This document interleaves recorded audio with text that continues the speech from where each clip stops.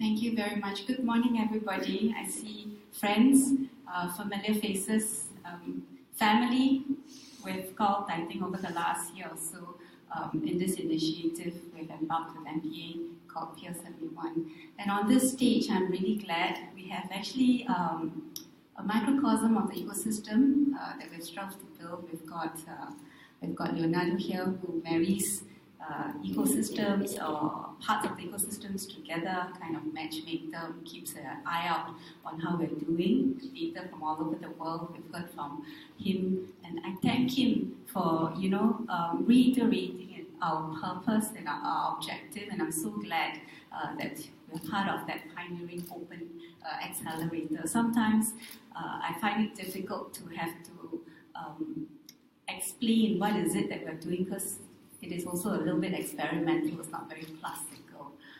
With Michael also, the encouragement and his decision and his team's decision to be here, we are learning a lot from him, very encouraged, and we hope to work closer together as well. With Alton, who, as from a corporate perspective, has provided that demand and the support for the startups. And we welcome, for me, a new friend, hopefully soon to be part of our extended family, Nir from Israel. And because we are all fairly familiar with the first three, I thought I will invite Nir to share very quickly a little bit about where he comes from and what he does. If you take that few minutes, Nir. Thank you. With the slide here? The slides on this. Oh, thank you.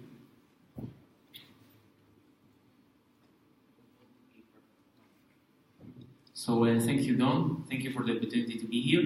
I will talk a little briefly about where I'm coming from, the DOC. We are an innovation hub, accelerator, and early stage fund for startups dealing with the shipping, ports, and logistics sector. We formed 2 years ago by Hanan Carmeli and myself based on 2 observations. One is that the digital platforms and the maritime sector is becoming to a tipping point when it's ready to adopt startups, collaboration, connectivity, and technologies that will enhance its development in the future. The second is that we are located in the startup nation. Sometimes we brag too much about it, but there is something special about the vibrant ecosystem. And we believe we have in Israel a lot of technology know-how to support all the technologies and the needs of the global maritime sector. We believe that we have the recipe to bring together these two ends. 2 years ago, there was no significant startup ecosystem in Israel that looked into the maritime sector, and we formed the DOC to bring those two ends together. This is the DOC in one slide.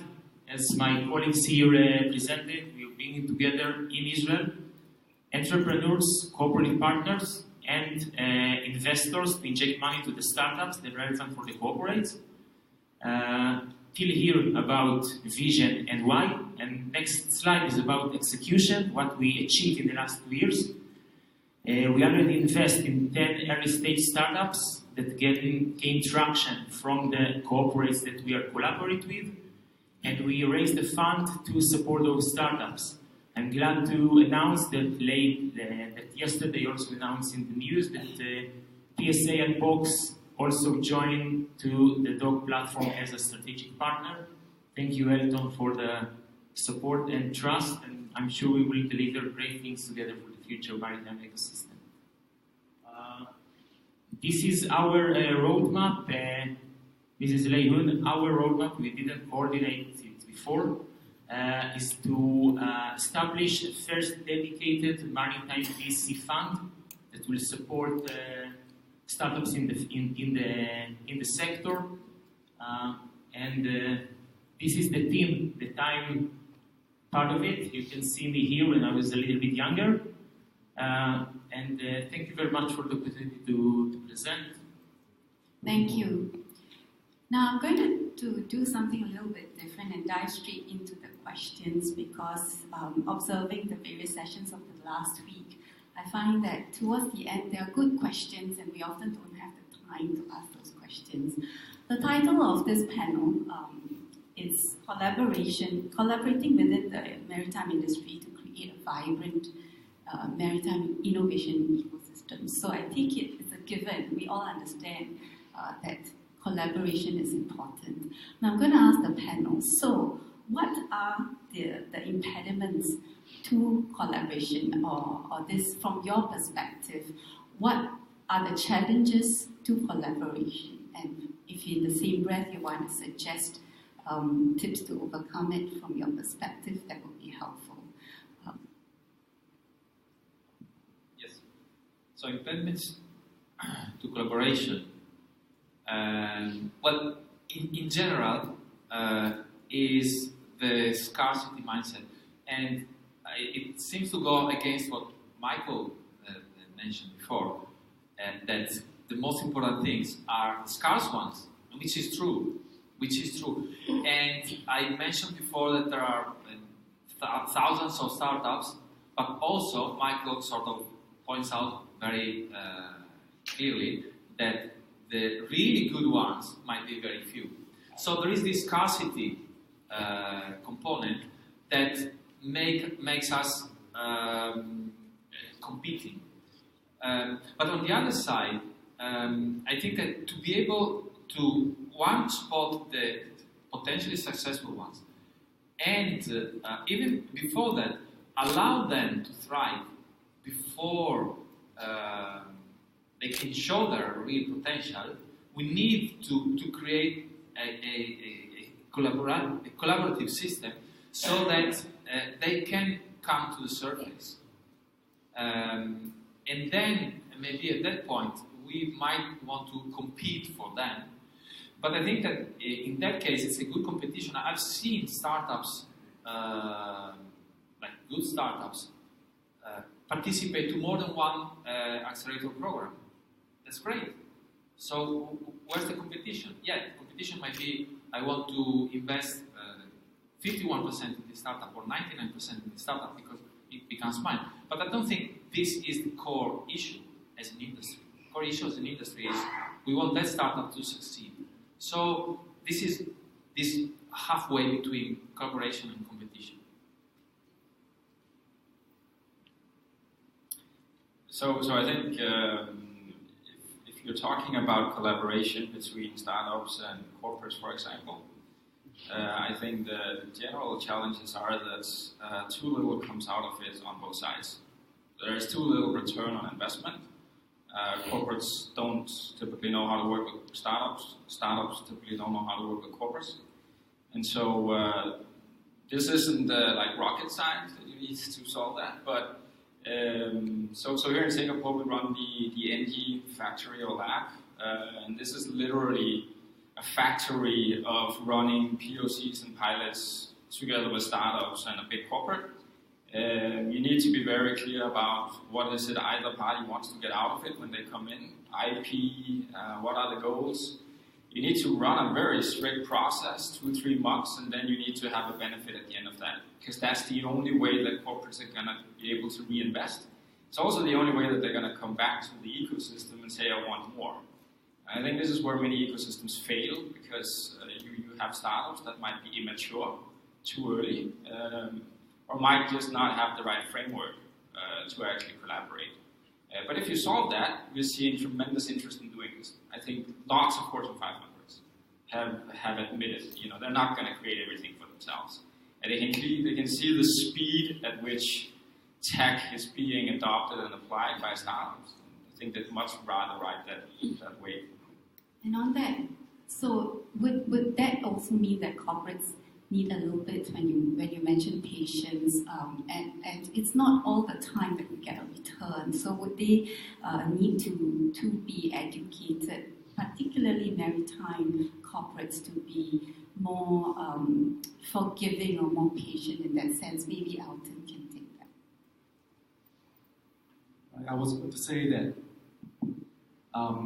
in the context of the maritime industry, if you look at innovation within this industry, a lot of it, I wouldn't say all of it, but a lot of it would have to involve corporates. Why? Because this is generally a B2B business. So you're right, corporates need to play their part.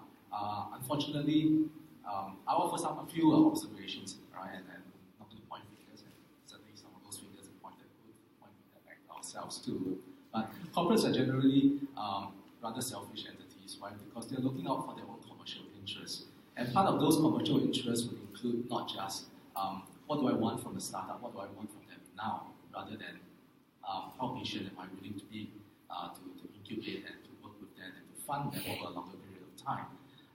Also, on the part of corporates, we are also potentially also competing with other corporates within the same industry. So there is a bit of a competitive pressure in there. And unfortunately, some of the really good solutions that could actually solve some of the industry problems actually would require a certain amount of collaboration across the industry, across the corporates within those industry, across that industry. So I guess that's the challenge. I'm not sure if I've got the answer to that, but certainly forums such as Pearson One, I call it a forum. Why? Because it brings together corporates in a setting that allows them to have a very constructive dialogue of what is good for the industry, what are the solutions out there, and if those solutions, well, usually it's painfully obvious that those solutions won't work if just only one corporate is going to step up and support it. It usually involves a larger group of corporates coming together. Thank you. And Neil, from your perspective, from your work done with the dog in Israel for the last few years, what types of challenges have you seen or have you overcome, perhaps, in this overcoming collaboration?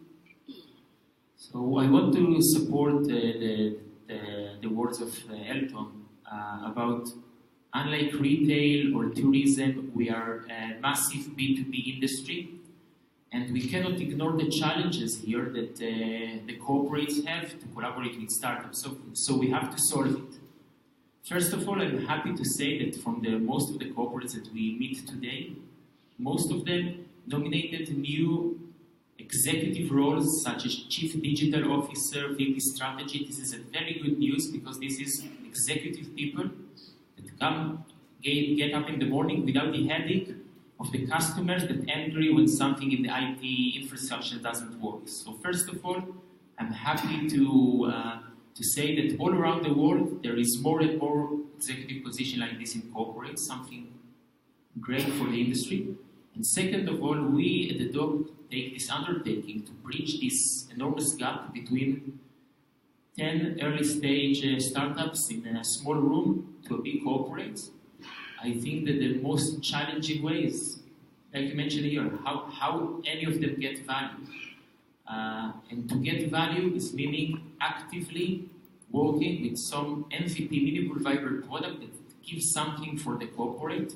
It could be a very small pilot, but it should be proof of concept that enlightens the eyes of the corporate, that will say, okay, if I will do this over and over or scale it to the entire organization, it will help. The startup in B2B industry cannot thrive without this feedback from the market at very early stage. I think it's too short here in the panel to give all the idea how to do it, but at least we are wide open regarding about this challenging gap. And I think from our observation with running Pearson One the last year, at least the feedback that we received, to your point about corporates are increasingly setting up separate or independent teams to look at innovation, engaging with startups, is that the communication out must be very clear. Sometimes that openness to engage with the startups gets confused, and it takes many layers within corporates to reach the right person. So even if it is a digital office, it needs to that access has to be very clear. So for the corporates in this room, that's one tip or one reflection. From a startup perspective, the next round of questions is, for true collaboration, one of the fears is IP. So that is one of the questions that's come up from the audience, and I believe it could be from startups in this room. It is how do we approach the topic of IPs startups fear their IP is being taken over by corporates, and also sometimes when you work with corporates want to monopolize that startup, to the point earlier that one of the speakers made about the misunderstanding of approaching startups, working with startups versus procuring, which corporates are very used to. So on the point of IP, perhaps if you could give and share your views of how it is, how it could be, or even challenges. Yes, thank you. So I think that IP is a very important issue, but for many startups, what I observe, particularly working at very early stages, it is misleading for them because they get obsessed with protecting their IP even before they even have a case that their IP might be relevant. And so they simply don't go out. It's like, I have this thing that is so important for me, I cannot protect it because, whatever, I don't have money enough, or I will not tell anyone, I keep it for myself, and then, well, nothing happens. And there is one sort of recurring theme in Silicon Valley, not particularly in our sector, of course, which is what counts of ideas is execution, is not the idea itself. So before thinking protecting your IP, or maybe you do protect your IP, but the first thing you have to do is to execute on this idea and make it actual and real so that you can start testing it. And a corporate doesn't have the time, the bandwidth, not even the structure to act on your great idea. Because that great idea, probably they had it already. The point is that you as a startup are in the position to act on new ideas and develop them in a way that the corporate is not able to. And that's what the corporate is looking for from you. So don't get obsessed on IP. Do protect yourself, but don't make it your first priority. Your first priority is to start engaging. And then when you prove to yourself that this is a good idea, then start protecting. So I definitely second that. I think so. There are many ways today. I think startups can protect their IP. Some of the ways that are meaningful with corporate collaboration is shared IP, I think, or co-created IP or white labeling. That still allows both parties to get what they want. But I think to second the point, then increasingly IP is, I wouldn't say relevant, but speed is much more important than IP is. And if you look at a domain like AI, it's almost becoming irrelevant. So the guys I mentioned before, Element AI, coined the term AI first as a business model. And this was basically founded on the fact that it's an industry that moves so fast. It doesn't matter what you IP. What you IP yesterday is legacy tomorrow. So really what they came in and said, well, you need to be domain leader and you need to be a cost leader to be able to be good. This is really, I think, also what startups need to do. They're not in an entire domain, but for that specific piece, they really need to come in with something that's super cost effective, as well as knowing that particular industry or that particular piece that they're solving so well that they're the best at doing it, because that allows them to accelerate. All right, I'll just comment on that in a slightly different way without addressing IP directly. But I guess one way of dealing with this IP issue on the side of the corporates and from the startups' point of view is firstly for the startups to understand that however large a corporate they are working with at that particular point in time, that is probably not the only corporate customer they want to have in the future. Right? They're going after a much bigger market than that. And on the corporate side also to understand that that a startup needs to create a business that is going to be beyond what the corporate is going to be able to provide them in the form of business, and you really need to give the space for that startup to do that. So I think if both sides understand it, I think it will very easily come to a sensible way of addressing IP. I agree with what you mentioned. I think that IP is overrated. You mentioned Jack Ma and Alibaba. Does Alibaba platform as an IP? Does Flexport, that get $1 billion investment from Flexport, have an IP on their technology? The answer is probably no. You need to run fast with your idea, as Leonardo mentioned, to execute.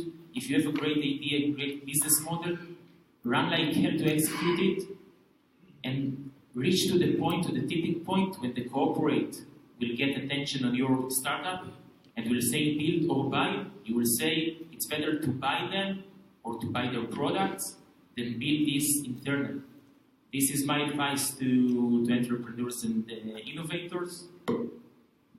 Thank you. And on that, I think I segue into one of the popular questions here about how different initiatives can work together. And the question, because the panelists cannot see what you're asked, the screen is a little bit below. So essentially, the audience is asking how different initiatives like Startup Wall, the DOG, Peer71 Rainmaking, corporate accelerators can work together beyond MOUs.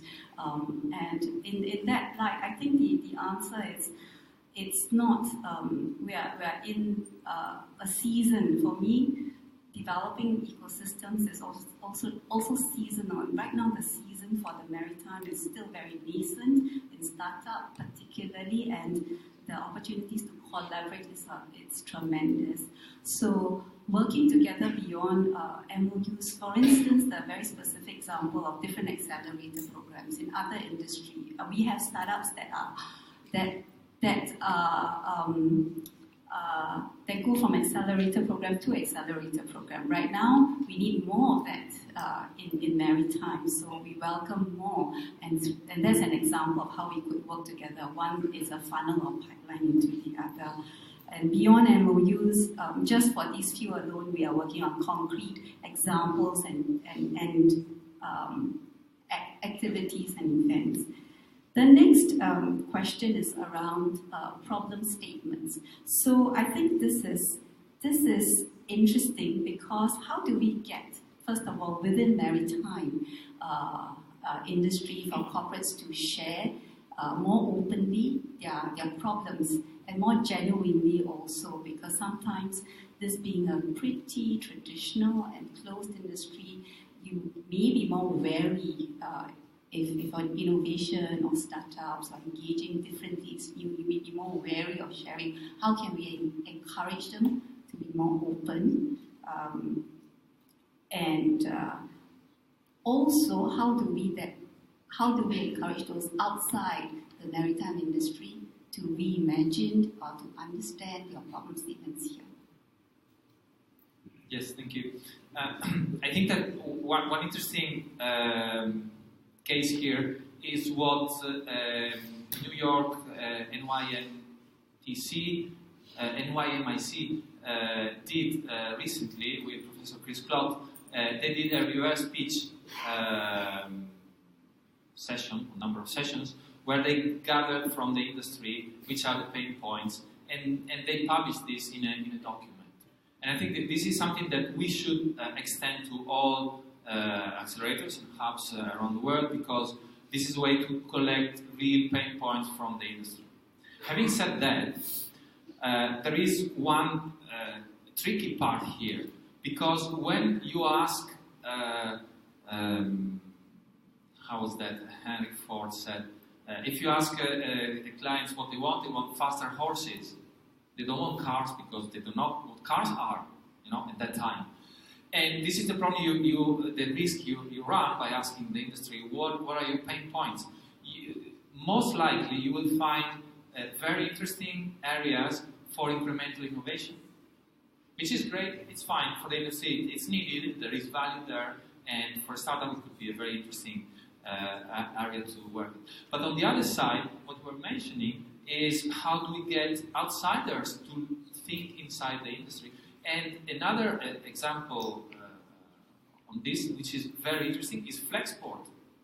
Flexport, last investment over 1 billion, valuation at the same level as Inmarsat.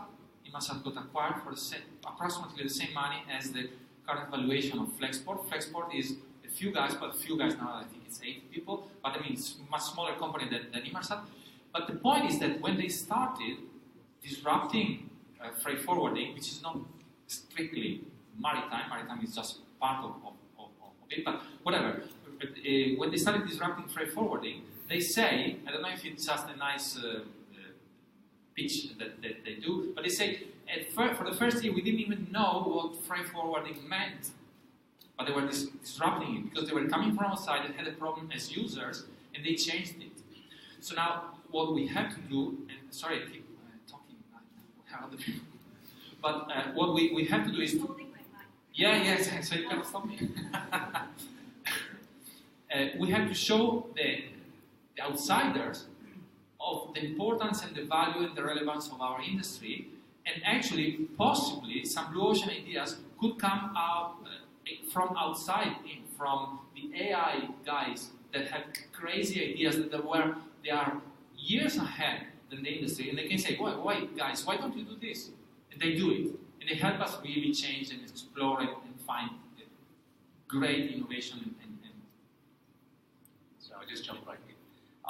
On the topic of problem statements, I think if you want to have good problem statements coming out from industry, the people that are providing those problem statements need to be fully aware of what are the emerging technologies that are going to be available to them, and how these and how to make sense of all these emerging technologies as to how that our industry can evolve into.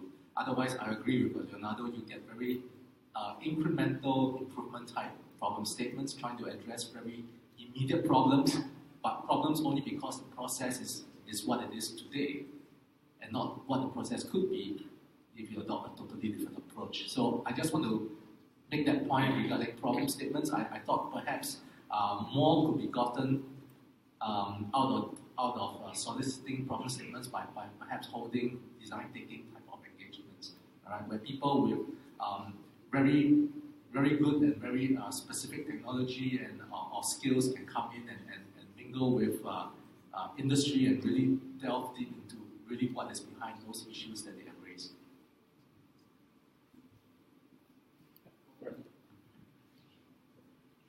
I think that thanks to people like executive like Elton today in the industry, there is great exposure of maritime challenges and the challenges statements from corporates. We know the same from Wärtsilä, which we partner with, and it's doing great.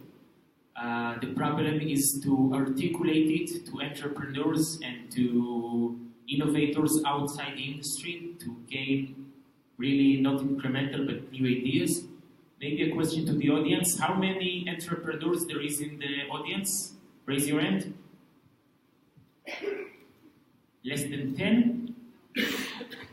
Raise your hand high. Okay. And how many investors there is in the audience?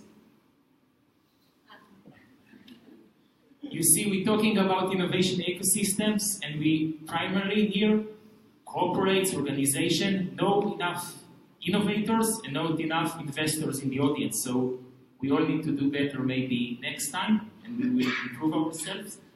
But this is the challenge, to bring insight. On the money, there is competition from every sector in the world. On the entrepreneurs, the same. So the challenge is to take these beautiful challenge statements and to articulate it outside the maritime industry to the broader audience. And on that note, as from the perspective of an education institution, I think there's a lot of education. The first, which we have coined a new vocabulary amongst ourselves, is there's no problem statements. The corporates that we engage with, and when we speak with them, particularly those executives who matter, right, or 2 or 3 layers, their problems are very worrying. They don't want anybody to know that there are problems. Our vocabulary is innovation opportunities. And then when we say, we're helping you develop innovation opportunities, first of all, boardroom understands that. Secondly, it sounds a lot better. So we say the same thing, but in a different way. So I think it's a mindset change. And when we have the observation that we have in running the workshops is we can't run enough of them fast enough, or more of them frequently enough to touch all the people who matter. We are often seeing only in the context here within Singapore, we have many different organizations, different sizes, just within Maritime, as we have come to understand. We continually see the big names and only a fraction of the teams in the big names. So to Elton's point about, and I like to borrow Ford's analogy about faster horses, it is very obvious that we are currently at that stage where we're only solving things very transactional, perhaps in some ways. So there's still a lot to go, perhaps education and pervasive education in many different ways. It's not just people need to be exposed in terms of mindset in many different ways, not just one path. Sorry, Michael, if you have anything to add on that point before we move on. Yeah, maybe just quickly. So I think that the problem with problem statements is that they are about problems. Because, so Blue Ocean, for example, is there a problem? We can't see it, right? So you can't articulate it. And I think it goes to the issue of, again, the industry focusing on the industry itself. That's not where you find the most interesting problems. And when you ask the customers of the industry, then you find things that are both Blue Ocean and that are real big problems. So instead of asking Maersk Line what they have with the problem, go and ask IKEA. Instead of asking TK or somebody like that, go and ask BP, go and ask BHP. It's a much better way. They have much more money to spend on developing solutions and adopting. It's a much bigger pain. I think we see too little of that, much too little of that happening today. I also think on the problem issue, it's putting in the hands of the corporate to articulate it or identify it, I think is fundamentally wrong. They're not entrepreneurs, most of them, and they you go to a CIO or a CDO, they're not even the guys who own the pain points, so it's not really good. I think we need to get beyond that point and just put it on ourselves to go out and actually do some analysis and see where is there really a big pain point. If I go to 100 guys, will 90 of them come up and say, yeah, I'd like to actually invest in that? Thank you. I think those are very good ideas that have been shared. Earlier, Neo did his poll, and that leads me to the next question that's coming from the audience. And I actually like to paraphrase that because obviously there's a lack. The question for the panel is there a lack of VCs that understand this sector well? And whether there's a need for Sequoia, Y Combinator that has been quoted, or equivalent for our sector. I think the question is, if I may paraphrase that, what do we need to do to encourage more VCs or more funding sources? Would you like to take that from either one, the ends of this room? I will say that I saw the question. The answer is look at any other sector, automotive sector, fintech sector, insurtech sector, name it. They have today around the world few or even more dedicated VCs that are also the first choice of the entrepreneurs to go to because they have the value creation machine and the network in a specific market. We have to have the same in the sector. It's yet to prove yet, but I believe that following panels like this and activities between startups and corporates, we will see emerging maritime dedicated VC in the next 2 or 3 years. For the investors in the audience, I will say that this is the time to engage because 5 years from now it will not be something new. The valuation will be too high. There will be already global hype about startups, like happened today in the, let's say, autonomous car market. So now is the time to engage and to invest in dedicated VC. Ideas about how we could increase VC interest in this sector. So maybe just on the latter question, I think if you actually do the analysis, then VC money goes a little bit like you have a small wave and then you have a tsunami, and it's because of the rounds that they follow. So they go in, they place a small bet, they place hundreds of them, and then they do the follow-ons year or 2 years after. We've already seen the first part. Tsunami definitely is coming. You can see it. It's in every industry. It's everywhere you look. I don't think there is a lack of VC money. I also think there's a lot of VC funds that they don't, just like startups don't call themselves Maritime something something AI. Then VCs don't call themselves Maritime something, but they're investing in Maritime very clearly, either in things that we might not just consider purely Maritime, but actually touches very much on Maritime. Or they're directly investing into it, but their fund is called something else. But maybe to the point on how do you get more for a specific ecosystem like Singapore, I think it's about getting and fast-tracking super sexy startups. I don't think there's any way around.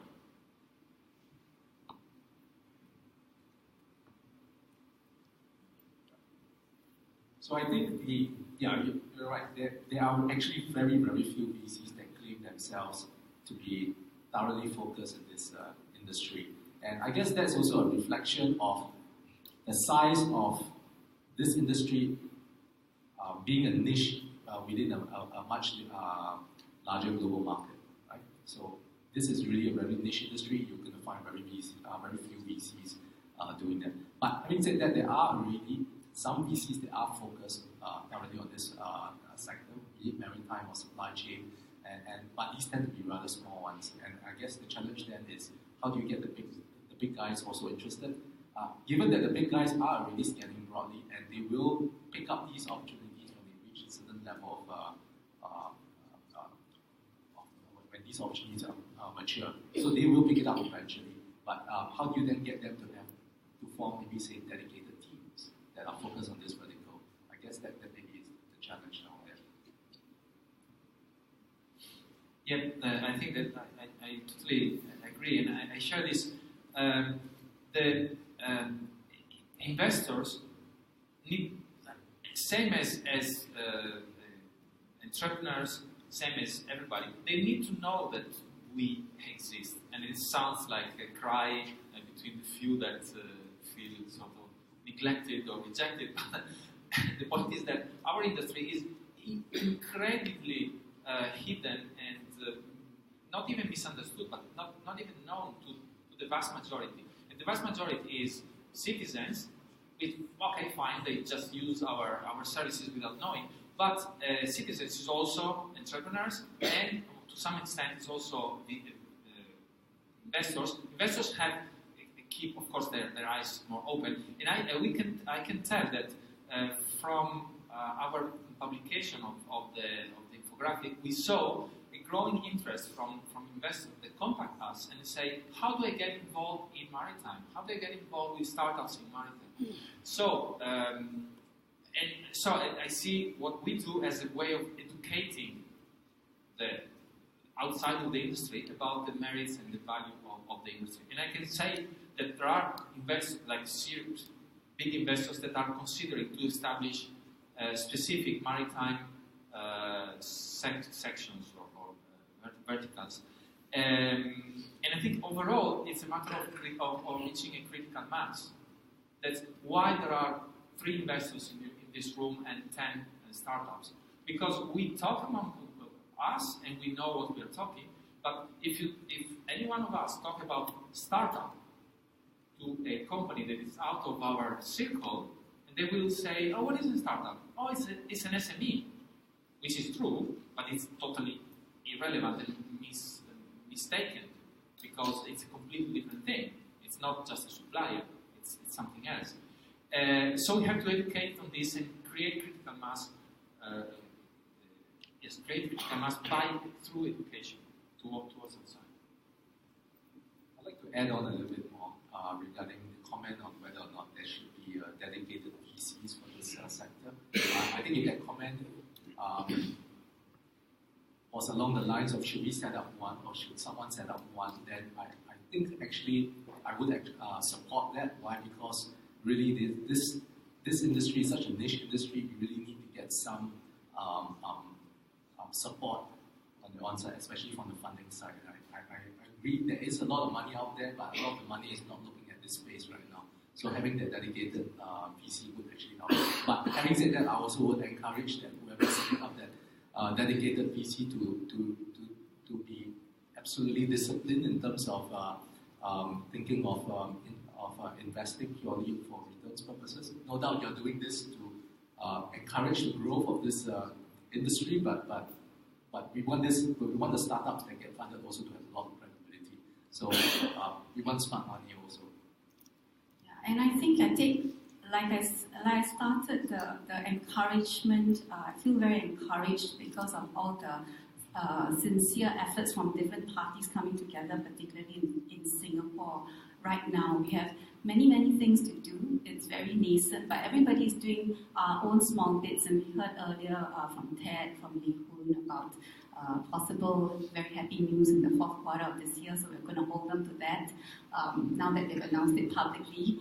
So I think to reassure those who are looking seriously and sometimes feel a bit discouraged from the various hurdles that we might feel, have patience. From my experience growing startups like Carousel, which is in the papers today, it takes a long time, so maybe sometimes years, a period of time to grow this, but suffice to say, these important elements of a vibrant ecosystem are being looked into at different rates, but I dare say equal amounts of intensity right now by all the different players. We only have, I think, about 5 minutes left of the panel. I just want to give the panelists perhaps a chance to share any pointers or last messages before we round them. Neil? It's Neil's first visit to Singapore. I hope he leaves sufficiently encouraged to come back again and again. I hope it will not be the last. I'm sure it won't be the last. I just visited yesterday PSA offices and ports and was very impressed and looking forward to collaborate with other stakeholders in Singapore. Our message is simple. Entrepreneurs, investors, corporate partners out there, we want to speak with you, we want to interact with you, we want to give you value and get value from you. Any investor, any entrepreneur in the room, any corporate partner, welcome to address me. We have a very structured process and oil machine, how to enjoy this ecosystem, to give something and to get something in return, and looking forward to it. Thank you. Right. Similarly, PSA Unbox, we are definitely very interested in talking to not only startups but also potential collaborators within the maritime ports and supply chain ecosystems, right? Be it funders, ecosystem players, and startups, and really we are just looking forward to talking to you and exchanging ideas, and if something comes out of it, that's great. Thanks. Yeah, so the last thing maybe from here to leave you with is, so decarbonizing the supply chain is super difficult. And it's super difficult to get like really strong AI companies to care about this industry. But we have set out the mission. We want the second half of this year. We want to do this with a large number of corporates.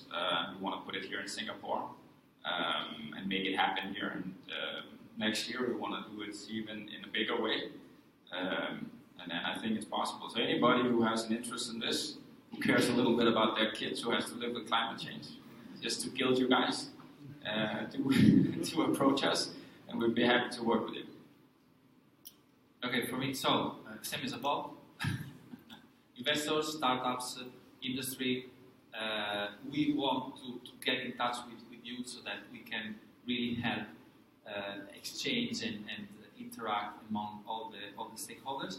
And I think that what is great, I see here now we are four slightly different perspectives on what an accelerator should be and do here on the panel. And it's great how things changed since the last 4 years. 4 years ago, there were already some initiatives.